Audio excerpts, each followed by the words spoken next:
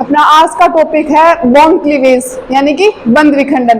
कि अपन मतलब कि कोई भी बंध अपन को दिया हुआ हो, जैसे ए और बी, ये बंध है, इस बंध का विखंडन अपन कैसे करेंगे? कि भाई पहले तो अलग अलग मॉलिक्यूल थे, अलग अलग एटम थे, दोनों एटम के बीच में अट्रैक्शन लगा, अट्रैक्शन फोर्स के थ्रू दोनों ने बीच में बॉन्ड बनाया, है ना। अब अगर अपन को ये हो कि बॉन्ड को तोड़ना है, बॉन्ड को ब्रेक करना है, तो अपन बॉन्ड को ब्रेक किस प्रकार करेंगे? और अगर बॉन्ड को ब्रेक करेंगे तो वो ब्रेक करने के बाद में अपने पास क्या क्या इनके जो मतलब कि प्रोडक्ट है वो अपन को क्या क्या मिलेंगे, ठीक है। तो सबसे पहले तो ये बताओ कि बॉन्ड है, कोई भी बॉन्ड हो, चाहे क्लीवेज बॉन्ड हो, कोवेलेंट बॉन्ड हो, कोऑर्डिनेशन बॉन्ड हो, आयनिक बॉन्ड हो, कोई भी बॉन्ड हो, कितने इलेक्ट्रॉन से मिलके बनता है? 2 इलेक्ट्रॉन से। अब वो अलग अलग होता है, जैसे कोवेलेंट बॉन्ड है, कोवेलेंट बॉन्ड में जो दोनों इलेक्ट्रॉन है बॉन्ड के, वो जो दोनों इलेक्ट्रॉन है वो मतलब एक बॉन्ड है, 2 एटम के बीच में है। अब एक एटम अपना एक इलेक्ट्रॉन देगा उसको, दूसरा एटम अपना एक इलेक्ट्रॉन देगा, दोनों इलेक्ट्रॉन मिलकर आपस में क्या करेंगे? बॉन्ड का फॉर्मेशन करेंगे। अगर अपन बात करें कोऑर्डिनेशन बॉन्ड की, तो कोऑर्डिनेशन बॉन्ड में अपन बात करते हैं मेटल एंड लिगेंड, मेटल और लिगेंड की। तो मेटल के तो अपन पढ़ते हैं कि धातुओं की प्रकृति होती है, कैसी होती है? इलेक्ट्रॉन देने की, इलेक्ट्रॉन देने की होती है ना।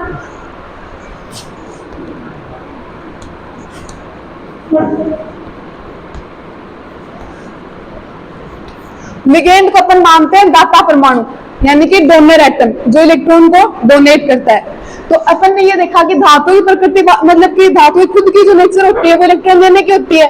अगर इलेक्ट्रॉन देने वाली मेटल है या कोई भी एटम है, उसके साथ कोई भी दाता परमाणु मतलब ऐड कर रहे हो, तो भी खुद के पास इलेक्ट्रॉन सफिशिएंट है, तो जरूरी थोड़ी ना कि लिगेंड के इलेक्ट्रॉन वो ले। देखो मेटल है, खुद के पास इलेक्ट्रॉन है, अब उसी के साथ लिगेंड अटैच करोगे तो ये जरूरी थोड़ी ना कि मेटल लिगेंड ले इलेक्ट्रॉन के, नहीं लेती ना। तो कोऑर्डिनेशन केमिस्ट्री में अपन क्या करते हैं कि मेटल का काम क्या होता है? इलेक्ट्रॉन देने का। तो जब भी अपन कोई मॉलिक्यूल या कोऑर्डिनेशन कंपाउंड का फॉर्मेशन करते हैं तो उस टाइम पे मेटल के इलेक्ट्रॉन होते हैं, जो आउटर इलेक्ट्रॉन होते हैं, वो अपन निकालते हैं बाहर, निकाल के फिर अपन क्या करते हैं कि लिगेंड इलेक्ट्रॉन डोनेट करता है।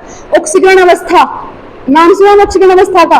वो ऑक्सीकरण अवस्था यही होती है कि मेटल लिगेंड के साथ बॉन्ड बनाने से पहले कितने इलेक्ट्रॉन उसने डोनेट किए बाहर, कितने बैलेंस इलेक्ट्रॉन मतलब कि वैकेंट ऑर्बिटल उसके पास प्रेजेंट है, वैकेंट वो ऑर्बिटल में लिगेंड क्या करेगा? अपने इलेक्ट्रॉन डोनेट करेगा। तो वहां पे भी एक लिगेंड डोनेट करता है, कितने इलेक्ट्रॉन? 2। अपन उसको ऐसे शो करते हैं, ये करते हैं ना, इलेक्ट्रॉन लिगेंड डोनेट कर रहा है, मेटल को कर रहा है। तो देखो टॉपिक है अपना बॉन्ड। तो ये बताओ मेरे को, मेटल और लिगेंड के बीच में कितने बॉन्ड में कितने इलेक्ट्रॉन? 2 इलेक्ट्रॉन। दोनों ने बॉन्ड मतलब कि मेटल ए और बी ने बॉन्ड बना लिया। अगर अपन को क्लीवेज करना हो तो कोई भी बंध तोड़ना है अपन को, तो या तो अपन हीट के थ्रू तोड़ते हैं, या तो उसको मतलब कि उष्मा देके, या अपन उसको फोटो रेडिएशन डाल के तोड़ते हैं, है ना। अब देखो कोवेलेंट बॉन्ड है, एक इलेक्ट्रॉन ए एटम का है, एक इलेक्ट्रॉन बी एटम का। अब हीट दी अपन ने, हीट दी तो ये इलेक्ट्रॉन वापस गया, ये इलेक्ट्रॉन इसने वापस ले लिया। कैसे बना? ए बना लिया। हीट देते हैं तो ये बताओ मेरे को, ऐसा जो अपन बॉन्ड क्लीवेज करते हैं ये पॉसिबल है क्या कि दोनों ने इलेक्ट्रॉन अपने अपने ले लिए, अपन ने हीट दी उसको, बॉन्ड का क्लीवेज करवा दिया, दोनों के इलेक्ट्रॉन हो गए, दोनों ने इलेक्ट्रॉन अपने अपने वापस लिए, ऐसा पॉसिबल है?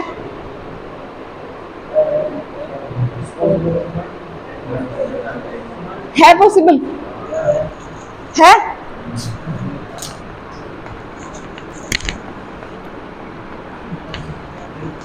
तोड़ो इसको, बताओ।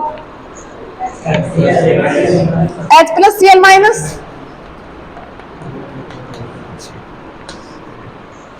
क्या मतलब हुआ इसका प्लस माइनस का?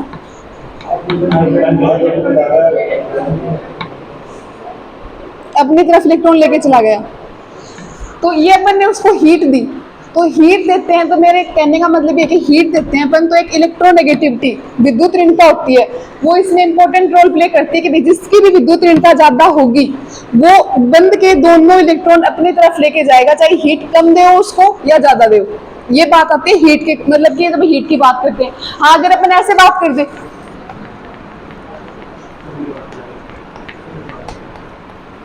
तो अब अपन ऐसे बोल सकते थे भाई एक इलेक्ट्रॉन को रेडिकल के थ्रू अपन दिखाते हैं, तो बोल सकते थे ना अपन कि एज रेडिकल, यानी कि दोनों के इलेक्ट्रॉन है वो। यहाँ पे क्या था, दोनों की विद्युत ऋणता समान थी, दोनों की विद्युत ऋणता समान थी। यहाँ पे विद्युत ऋणता इलेक्ट्रॉन नेगेटिविटी में क्या था, डिफरेंस है डिफरेंस, जिसकी वजह से अपने पास क्या बना, एक तो बना धनायन, एक बना ऋणायन। यहां पे अपने पास क्या बने, फ्री रेडिकल, मुक्त मूलक।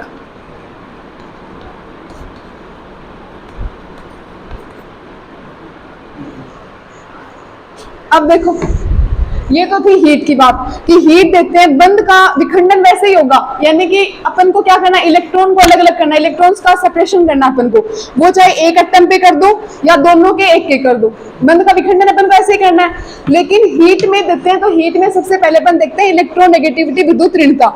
अगर विद्युत ऋणता दोनों की समान है तो हीट दे दो चाहे कोई फर्क नहीं पड़ता, विद्युत ऋणता समान है तो अपने अपने इलेक्ट्रॉन लेके चले जाएंगे। लेकिन अगर विद्युत ऋणता में अंतर है तो जिसकी भी विद्युत ऋणता ज्यादा होगी वो बंध के दोनों इलेक्ट्रॉन अपनी तरफ लेके जाएगा, जिसकी विद्युत ऋणता कम होगी उसका इलेक्ट्रॉन चला गया। ये तो बात ही हीट की। अब देखो फोटो रेडिएशन,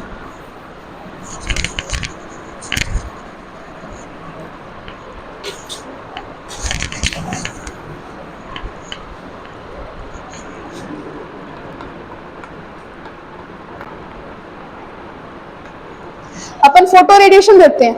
फोटो रेडिएशन का मतलब ये चौक है, चाहे ऐसे मान लो दोनों कोनों पे बॉन्ड है, अपन इसके ऊपर कोई विकिरण डाल रहे हैं तो विकिरण का ये आइडिया थोड़ी ना होता है कि भाई इतने मतलब इतनी विकिरण डालेंगे तब जाके चौक आपस में टूटेगी, बीच में से टूटेगी, ये थोड़ी ना होती है। विकिरण को तो अपन यही पता लगा सकते हैं कि भाई कितने टाइम में टूटा है, यही तो है ना कि कोई भी विकिरण डाल ली इतने टाइम में बॉन्ड ब्रेक हुआ, इतने टाइम में चौक टूटी, ये थोड़ा ना बता सकते हो कि इतनी विकिरण डाल ली तब जाके ये ब्रेक हुई है। हीट तो बता ही सकते हैं अपन कि इतनी हीट दी तब जाके ये हुआ, इतनी ब्रेक हुई, इतनी जाके इतनी हुई। तो बंद जब अपन इस पे बंद पे क्या डालते हैं, फोटो रेडिएशन विकिरण डालते हैं तो क्या बनते हैं,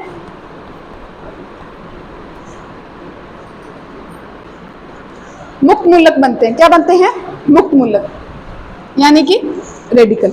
तो जब भी अपन विकिरण डालते हैं उसके ऊपर तब बनते हैं मुक्त मूलक, फ्री रेडिकल। वहां पे इलेक्ट्रॉन नेगेटिविटी क्या करती, मैटर नहीं करती कि इलेक्ट्रॉन नेगेटिविटी चाहे सेम हो चाहे डिफरेंट हो। वहां पे सिर्फ अपन ये देखेंगे कि अपन ने क्या डाला, उसके ऊपर विकिरण डालनी है। अगर विकिरण डालनी है तो चाहे इलेक्ट्रॉन नेगेटिविटी डिफरेंट हो, वहां पे क्या बनेंगे, मुक्त मूलक बनेंगे। लेकिन अगर हीट डाल रहे हो तो हीट में अपन क्या देखेंगे, इलेक्ट्रॉन नेगेटिविटी, विद्युत ऋणता। तो अपने पास ओवरऑल क्या बने,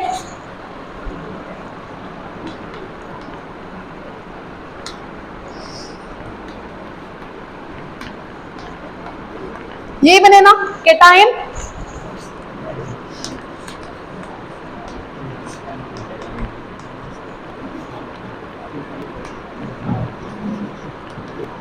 फ्री रेडिकल, यही बने।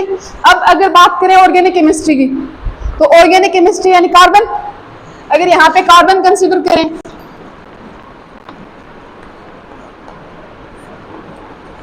तो क्या बना, carbocation, carb anion, carbon free radical, जो अपने क्या होते हैं, इंटरमीडिएट्स, मध्यवर्ती, है ना।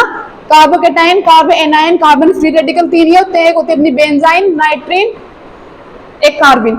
लेकिन मेनली अपने तीन ही होते हैं, कार्बोकैटायन, कार्ब एनायन और कार्बन फ्री रेडिकल। तो सबसे पहले देखो इंटरमीडिएट्स पढ़ने की नीड क्यों पड़ी अपन को। अपन को नॉर्मली देते हैं रिएक्टेंट टू प्रोडक्ट, कोई भी रिएक्टेंट दे दिया, रिएक्शन करवा दी, चाहे हीट दे के करवाओ, चाहे उसको फोटो रेडिएशन दो, चाहे दूसरा आइटम अटैच करो, प्रोडक्ट बना दिया। लेकिन ये थोड़ी ना होता कि मतलब दोनों को देते ही सीधे प्रोडक्ट बन गया, ये नहीं होती ना। बीच में कुछ मॉलिक्यूल्स, कुछ स्ट्रक्चर्स अपनी ऐसी बनती हैं जो कि रिएक्टेंट और प्रोडक्ट के बीच में बनती हैं, जो कि स्टेबल होती हैं। अगर बीच वाला अपना इंटरमीडिएट, अपन उनको बोलते हैं मध्यवर्ती, अगर इंटरमीडिएट अपना स्टेबल है तभी तो प्रोडक्ट स्टेबल बनेगा। ये बात तो कॉमन सी भी, जो भी रिएक्शन है किसी को भी तोड़ रहे हो, जितना अगर मान लो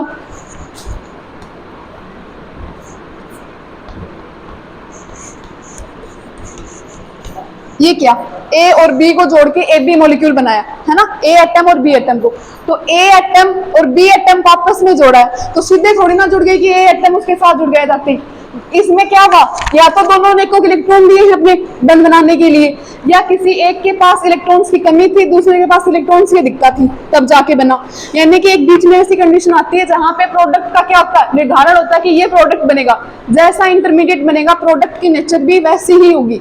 तो इसीलिए इंटरमीडिएट पढ़ना इसलिए जरूरी है कि इंटरमीडिएट प्रोडक्ट की नेचर को बताता है, प्रोडक्ट की स्टेबिलिटी को बताता है।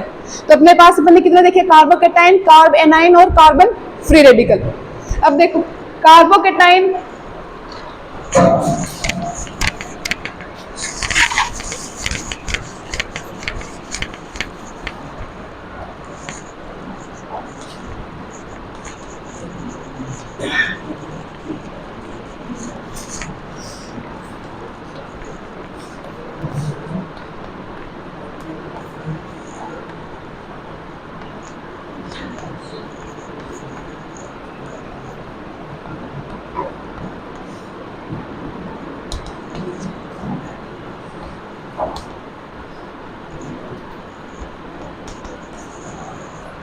बंध विखंडन या बॉन्ड क्लीवेज दो टाइप का, समांस बंध विखंडन या विस्मांस, होमोलिटिक या हेटेरोलिटिक। अब बंध विखंडन का मतलब बंध को तोड़ना है। बंध को तोड़ने की क्या होगा कि दो इलेक्ट्रॉन है, दोनों को किसी एक पे भेज दो या एक एक भेज दो, यही है ना। अगर समांस करेंगे, समांस का मतलब समान, यानी कि दो एटम के बीच में बंध बना है तो दोनों एटम के जो इलेक्ट्रॉन है, बॉन्ड के जो दोनों इलेक्ट्रॉन है वो दोनों को एक एक दे दो, वो तो होगा अपना समांस बंध विखंडन। विस्मांस का मतलब दोनों के इलेक्ट्रॉन किसी एक को दे दो, एक के पास इलेक्ट्रॉन्स की कमी होगी। तो अपन ने पीछे देखा था कि भाई ऐसा साइन लगाया था एरो, वन हेडेड एरो। ये एरो का मतलब कि बॉन्ड के जो दोनों इलेक्ट्रॉन हैं वो ए ने अपना ले लिया, बी ने अपना ले लिया। तो समांस बंध विखंडन होता है तब तो क्या बनते हैं अपने carbon free radical. Carbon carbon bond का क्लीवेज करा रहे हो तो चाहे तो हीट दे दो या इसको फोटो रेडिएशन दे दो। हीट दोगे तो भी विद्युत ऋणता समान है तो बंध के ऐसे। अगर फोटो रेडिएशन दे रहे हो तब तो विद्युत ऋणता देखनी नहीं है। फोटो रेडिएशन का मतलब क्या बनेंगे, कार्बन फ्री रेडिकल। तो होमोलिटिक में तो क्या बनता है अपना कार्बन फ्री रेडिकल। हेटेरोलिटिक का मतलब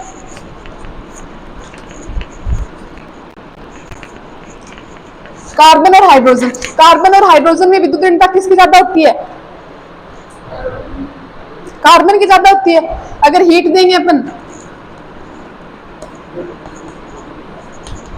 यानी क्या बना कार्ब एनाइन। अगर ऐसे ही बात करें अपन CCl बॉन्ड की तो कार्बन और क्लोरीन में विद्युत ऋणता क्लोरीन की ज्यादा, तो क्लोरीन अपना इलेक्ट्रॉन लेगा। तो कार्बन के ऊपर पॉजिटिव चार्ज, क्लोरीन के ऊपर नेगेटिव चार्ज। यानी विस्मांस बंध विखंडन से कार्बोकेटाइन और कार्ब एनाइन दो बने।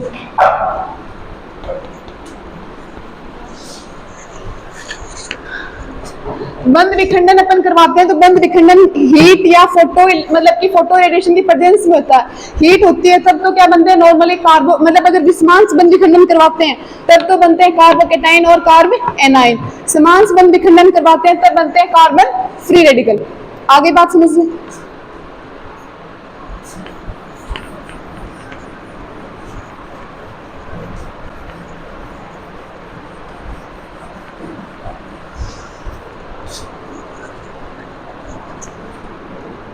कार्ब एनाइन यानी कि कार्बन के ऊपर नेगेटिव चार्ज। अब देखो कार्बन कितने नंबर पे आता है, 1s2 2p2। कार्बन की ग्राउंड स्टेट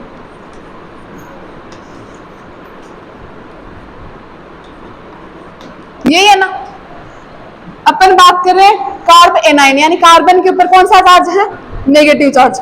नेगेटिव चार्ज का मतलब एक इलेक्ट्रॉन इसको अपन को क्या देना होता है, पॉजिटिव का मतलब अपन क्या करते हैं इलेक्ट्रॉन निकालते हैं, नेगेटिव का मतलब उसके वैकेंट ऑर्बिटल में इलेक्ट्रॉन डालते हैं, ये करते हैं ना कार्ब एनाइन।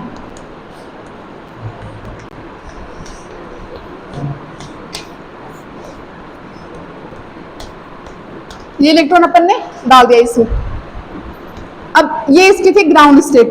तो तो अब एक बात बताओ मेरे को, कार्बन को अगर एक्साइट करूं तो अपन ये जब ऑर्बिटल्स देखते हैं संकरण में तो एक्साइट करते हैं, इसका मतलब क्या होता है कि एक इलेक्ट्रॉन एक ऑर्बिटल से उठ के दूसरे ऑर्बिटल में जाता है, यही करते हैं ना अपन। तो अगर मैं अब इसको एक्साइट करूं तो ये एस के जो 2 इलेक्ट्रॉन हैं, इन इलेक्ट्रॉन को जाने के लिए वहां पे वो थोड़ी ना है, मतलब वेकेंट ऑर्बिटल थोड़ी ना है भाई, पी का था वेकेंट ऑर्बिटल, अपन ने कार्बन आयन बनाया, एक इलेक्ट्रॉन अपन उसको बाहर से प्रोवाइड करवा रहे हैं, तो पी का जो ऑर्बिटल है वो फिल हो गया, पी का हाफ फिल्ड हो गया ना, अर्धपूरित, ये अपना फुल फिल, पूर्ण पूरित। अगर एक इलेक्ट्रॉन इसको भेज भी रहे हो, एनर्जी देके भेज भी रहे हो, तो क्या बनेगा, एस के तो एक इलेक्ट्रॉन और पी के,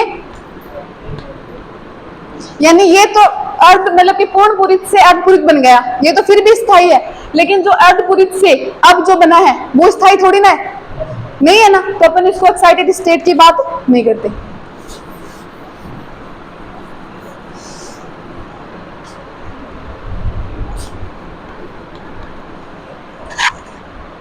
अब देखो, अगर कार्बन एनायन की बात करूं तो कार्बन की वैलेंसी 4 होती है, 4 बंद बनाता है कार्बन, है ना, क्योंकि इसके पास खुद के पास 4 इलेक्ट्रॉन हैं, इसको अपना ऑक्टेन कंप्लीट करने के लिए कितने इलेक्ट्रॉन चाहिए, अष्टक पूर्ण करने के लिए 4 इलेक्ट्रॉन और चाहिए। तो कार्बन ने अगर 4 बंद बना लिए तब तो अब ये न्यूट्रल है, ना तो इसके ऊपर नेगेटिव चार्ज, ना तो इलेक्ट्रॉन क्या दिखता है, ना इलेक्ट्रॉन की कमी है, नहीं है ना, तो यानी कि अपन ये बोल सकते हैं CH3 माइनस, यानी कि 3 तो है, मतलब कि ऐसे है ये 2 इलेक्ट्रॉन, ये 2 4 2 6 तो इसमें क्या है, बॉन्डिंग इलेक्ट्रॉन, एक इसमें क्या है, मतलब एक नेगेटिव का मतलब अपन क्या बोलते हैं, 2 नॉन बॉन्डिंग इलेक्ट्रॉन, है ना, लोन पेयर होता है ना, वैसे एक इलेक्ट्रॉन का अपन क्या बोलते हैं, 2 नॉन बॉन्डिंग इलेक्ट्रॉन, है ना। तो अगर कार्बन फिर मतलब कार्बन आयन की बात करो तो सबसे अपना छोटा मॉलिक्यूल कौन सा है, CH3 माइनस, यानी अपन को कितने मतलब कितने हाइड्रोजन चाहिए, 3 हाइड्रोजन, तो वो हाइड्रोजन यहाँ इलेक्ट्रॉन देंगे। कोवेलेंट बॉन्ड का मतलब तो यही है ना कि एक इलेक्ट्रॉन तो खुद का, एक कोई भी एटम आके बॉन्ड बना रहा है, एक इलेक्ट्रॉन उसका, तो एक इलेक्ट्रॉन इसके पास है, 3 हाइड्रोजन ने दे दिए, और कितने हो गए ये 6 इलेक्ट्रॉन, 2 ये। अब देखो एस, ये जो 2 इलेक्ट्रॉन है नेगेटिव के फॉर्म में 2 इलेक्ट्रॉन है, इनको अपन इनके संकरण में काउंट करते हैं ना, जैसे NH3 है, उसका संकरण अपन ऐसे तो करते हैं, हाइड्रोजन, क्या हो गया, हाइड्रोजन और एक लोन पेयर, यानी कि 3 तो अपने बॉन्ड पेयर, एक लोन पेयर, sp3 हाइब्रिडाइजेशन।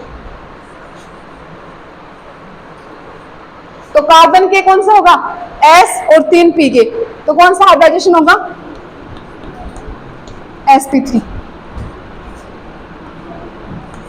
एक बॉन्ड की जगह इलेक्ट्रॉन sp3। इसकी शेप पिरामिडल शेप, संकरण उसमें sp3 होता है, पिरामिडल स्ट्रक्चर होती है ना, वैसे एक बॉन्ड मतलब कि एक बॉन्ड पेयर की जगह एक लोन पेयर आने की वजह से उसकी संरचना कौन सी होती है, पिरामिडल शेप होती है नाइट्रोजन की, वैसे इसकी, लेकिन इसमें संकरण है sp3। तो sp3 के अनुसार इसकी बननी तो चाहिए थी टेट्राहेड्रल, लेकिन चारों बॉन्डिंग पेयर ना होके एक लोन पेयर होने की वजह से इसकी स्ट्रक्चर कौन सी बनती है, पिरामिडल शेप, ये। अब एक लास्ट है इसकी स्टेबिलिटी।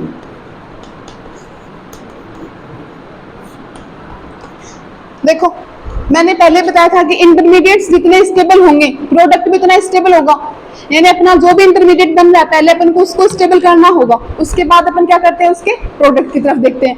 ये क्यों जरूरी होता है, जैसे देखो 2 रिएक्शन होती है, मतलब एक रिएक्शन में अपने पास 2 एटम है या फिर 2 पोजीशन है जहां पे अपन को अटैक करवाना होता है, मतलब कोई भी एटम का कोई भी मॉलिक्यूल का, तो अगर अटैक करवाएंगे तो वो इलेक्ट्रॉन लेके जाएगा कार्बोकेटाइन, एक अगर उसको इलेक्ट्रॉन देने वाला है तो कार्ब एनाइन, यानी अगर अपने पास 2 जगह है कार्बोकेटाइन और कार्ब एनाइन बनने की पॉसिबिलिटी हो तो अपन एक जगह कौन सी जगह बनाएंगे जहां पे वो अधिक स्थायी होगा, अधिक स्थायी मतलब अगर वो खुद स्थायी है तभी तो प्रोडक्ट स्थायी बनेगा। तो कार्बोकेटाइन 1 डिग्री 2 डिग्री 3 डिग्री, ये तो जानते ही हो, 1 डिग्री का मतलब 1 कार्बन से, 2 डिग्री का मतलब 2 कार्बन से, 3 डिग्री का मतलब 3 कार्बन से। तो अपन को ये पता है कि रिपल्शन होता है, इलेक्ट्रॉन्स का जो रिपल्शन होता है वो सबसे ज्यादा कौन किस किस में रिपल्शन होता है, लोन पेयर भाई एबंद इलेक्ट्रॉन होते हैं, सबसे ज्यादा रिपल्सन इन दोनों के बीच में होता है, लोन पेयर लोन पेयर। फिर रिपल्सन होता है lone pair plus lone pair और बॉन्ड पेयर, और सबसे कम रिपल्सन होता है बॉन्ड पेयर और बॉन्ड पेयर। इसी वजह से तो एटम एग्जिस्ट करते हैं अपने, है ना। तो इसके पास 3 तो है बॉन्ड पेयर, एक है इसके पास लोन पेयर। तो इसको अगर कोई एटम देने वाला ये मिले, जैसे देखो